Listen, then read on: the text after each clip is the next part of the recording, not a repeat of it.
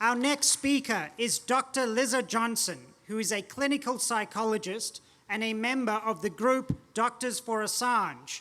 She is also a signatory of the November 2019 open letter from doctors and healthcare professionals who around the world called for urgent medical action to defend and preserve the life of Julian Assange. I ask you to make her very, very welcome.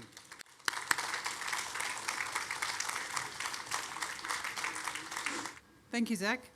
So as Zach said, I'm a psychologist, and I'm very grateful to be here speaking at this Socialist Equality Party rally because I first started writing about the psychology of Julian Assange's persecution after attending a Socialist Equality Party rally in 2018. And at that time, Julian had been cut off from the outside world for a few months in the Ecuadorian embassy, and concern was growing about where that authoritarian turn was taking us. Since then, as Zach said, I've become involved with a group of doctors who are working to end the torture of Julian Assange and his medical abuse, which I'll talk about in a moment. But for me, my involvement started with that Socialist Equality Party rally, where I first started thinking in earnest about what I would describe as the instrumentalising of psychology against Julian Assange and WikiLeaks, and by extension against journalism and therefore against all of us. So at that rally in 2018, John Pilger was speaking, and he spoke about the media smear campaign against Julian Assange. And I left the rally struck by something that John Pilger had said. He had placed that smear campaign in the context of a 2008 document by the Cyber Counterintelligence Branch of the US Defense Department. And that document had outlined a plan to destroy, and I quote, the trust at WikiLeaks' centre of gravity back in 2008. So I came away from the rally thinking, wow, that's quite a psychological project for the Defence Department, destroying trust. And I began researching what's essentially been a long psychological war on WikiLeaks and Julian Assange, underway for over a decade now. And that psychological war has involved not only a smear campaign, but the use and abuse of psychological tactics to manipulate the populations of the world into seeing reality upside down, such that peace is bad, war is good, truth is dangerous, and censorship will set us free. So I felt a responsibility as a psychologist to help people understand that psychological manipulation, because it's fostered a public mood in which it's been possible for so-called democratic states to gang up and persecute a publisher, possibly to death, for journalism. And in fact, that psychological manipulation has paved the way to this truly Orwellian turning point in history, where starting on Monday, we will find out whether journalists can now be thrown in jail for 175 years for reporting on other people's crimes.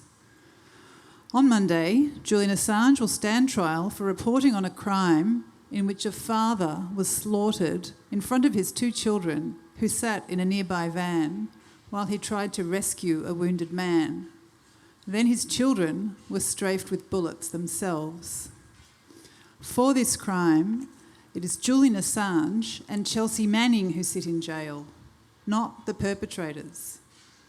The perpetrators are the ones who are free and calling the shots, leading the world to turn its back on those children in the van while they point their fingers at Chelsea Manning and Julian Assange. So to my mind, this toxic psychological spell, which has been enabling the persecution of a journalist and whistleblower, started to be broken in May last year when the UN Rapporteur on Torture, Nils Melzer, and two medical experts reported that Julian Assange was suffering all symptoms typical for prolonged psychological torture. So not some symptoms, all symptoms. That was what they said. They reported that torture extended back over years in the Ecuadorian embassy and has continued and intensified to this day in Belmarsh prison. Nils Melzer and his medical team essentially characterised the psychological war on Julian Assange and the broader political pursuit of him as torture. And it's a psychological torture that's involved a relentless campaign of judicial harassment, state targeting, arbitrary deprivation of liberty, with total disregard for due process, human rights, rule of law. It's involved public vilification and mobbing, constant surveillance, intimidation, including multiple assassination threats, prolonged isolation, which is very damaging for human beings, and, importantly, medical neglect, willful medical neglect, which is where a group of principled and very concerned doctors came in.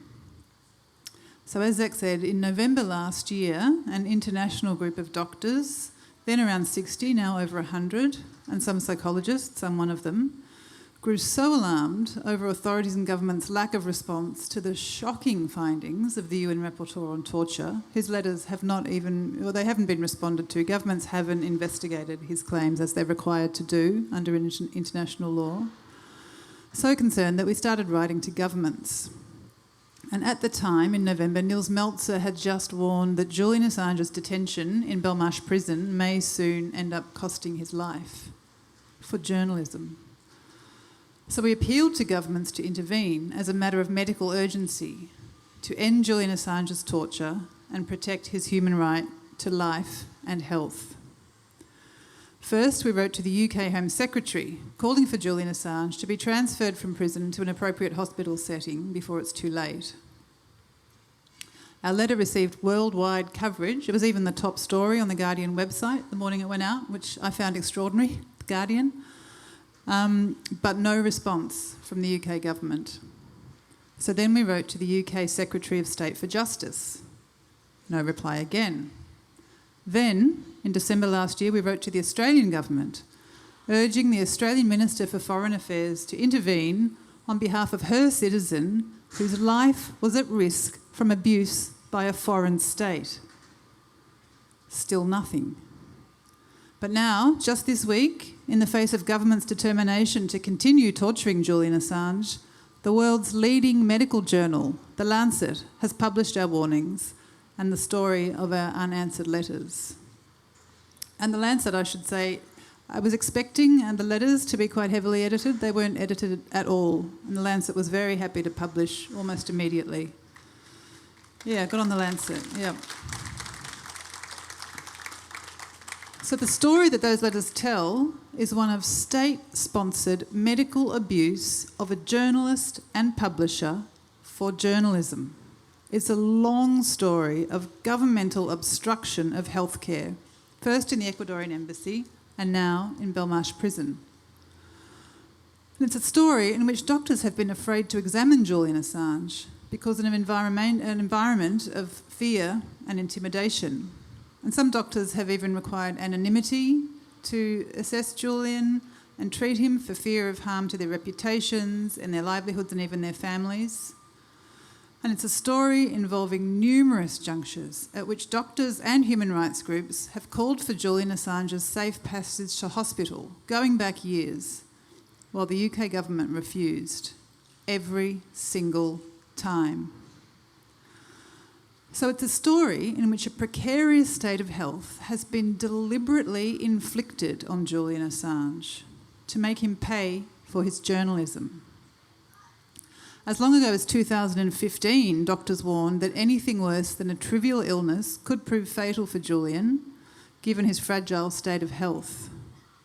He's even been, for all those years, in constant pain from a tooth with exposed dental pulp. I mean, think of that. A toothache is bad enough. Exposed dental pulp. And yet now on Monday, Julian Assange will be forced to stand trial while still suffering from many of these untreated conditions, never having received the MRI scan and possible surgery he needed in 2015, 5 years ago. It requires specialised equipment and facilities not available in an embassy or a prison. Julian Assange has ongoing risks of bone problems, serious dental problems and immune problems from his years of confinement in the Ecuadorian embassy and lack of healthcare, on top of which he is still being psychologically tortured on the eve of his extradition hearing. In fact, his torture is intensified in Belmarsh prison. Julian Assange is still isolated, reportedly for 23 hours a day, even after being moved into general population. He's under constant surveillance and still under constant, extreme stress and trauma from the threat of US extradition, while having been prevented from even preparing his defence. Julian Assange has the US national security state bearing down on him, the most powerful nation on earth, with all the money in the world and all the lawyers they like, and 10 years to prepare. Meanwhile, he's been denied regular access to his lawyers, sometimes only seeing his lawyers twice a month, sometimes getting 10 minutes to read documents before going to court. He's been denied access to computers, and he's even been prevented from reading materials in the case against him. He's had to turn up to court not having read the documents in the case against him, as he fights for his life. Psychologically, this is like holding someone bound and gagged in the basement while their assailant stands outside sharpening their knives. It's absolutely cruel, absolutely unusual, and absolutely torture. Even worse, expecting someone to stand trial while being abused like this, after medically and psychologically depriving them of healthcare and social contact, is like depriving a hostage of food and water and then forcing them to run a marathon.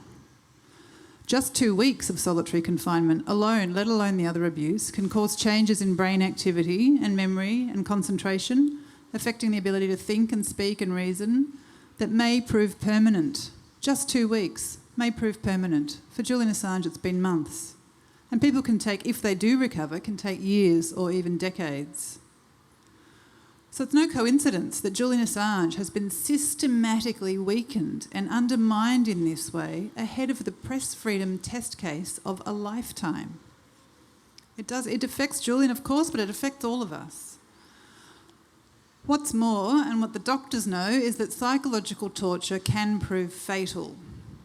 What many people don't understand, but what the doctors understand, is that psychological torture doesn't just harm a person emotionally and cognitively, it also harms them physically. Being in that constant state of extreme stress with constantly elevated stress physiology can cause a host of physical and medical problems, some of them fatal, from cancer to immune problems to cardiovascular pathology, even including sudden cardiac events or stroke. The doctors know that psychological torture can kill. So we're not mucking around when we write to governments urging them to get Julian Assange out of Belmarsh prison now and call off the torture immediately. Because one of the dangers in all of this is that the precise nature and time course of the physical effects of psychological torture and prolonged extreme psychological stress are inherently unpredictable. There's no way of knowing when and how they may strike. A person can be fine 1 minute and gone the next. And Nils Meltzer, the rapporteur on torture, has said that.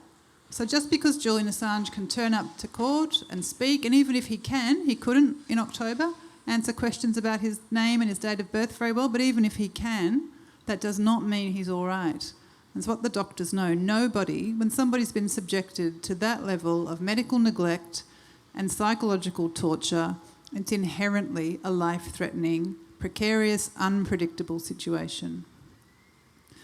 So in Julian Assange's case, this dangerous state of health is the result of a program of sustained medical neglect perpetrated for political reasons, to facilitate the political extradition of a journalist.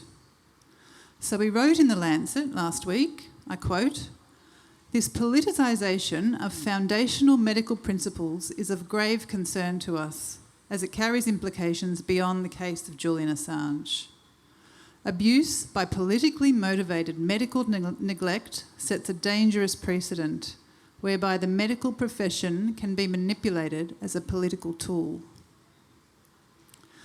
Our Lancet letter also pointed out that if Julian Assange does die in prison, he will have been tortured to death, and much of that torture will have taken place in a prison medical ward on doctor's watch. This is extraordinary. And it's extraordinary that doctors have to step in where governments are failing. Doctors have to hold governments to account for wielding medicine and psychology as tools of abuse against a journalist. It's unbelievable. In the case of Julian Assange, the abuses are legion. Medicine has been used and abused to inflict politically motivated medical neglect. Psychology has been used and abused to inflict politically motivated smear campaigns and psychological torture. The law has been used and abused to inflict politically motivated persecution. And journalism has been used and abused to cover for all of it. And it's this last abuse that's the most dangerous, because true investigative journalism, the kind that exposes the crimes of the powerful, like Julian Assange's journalism, is what protects us from all the other abuses of power.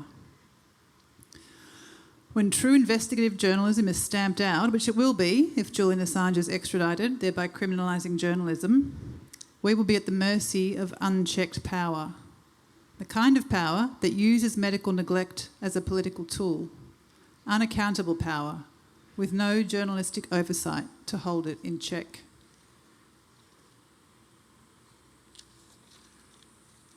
And if the psychology profession knows anything about power, it's that unchecked power and unchecked abuse will escalate. And that's the kind of world we're on the brink of entering now. The powerful don't persecute and silence journalists unless they want to get away with murder, which is what this is about. It's about journalism, of course, and it's about democracy, it's about human rights, it's about rule of law, and as Mag said, it's about every single issue that matters to human beings, which we can't know about and we can't fight if we don't have information. But above all, it's about power and tyranny. If Julian Assange is extradited, we will have set tyranny free, which is why we all, doctors, psychologists, journalists, haberdasherers, human beings, we all must fight these trumped-up charges, this false imprisonment and this abuse, like our lives and our children's lives and other people's children's lives depend on it, because they do. So free Chelsea Manning and free Julian Assange. Thank you.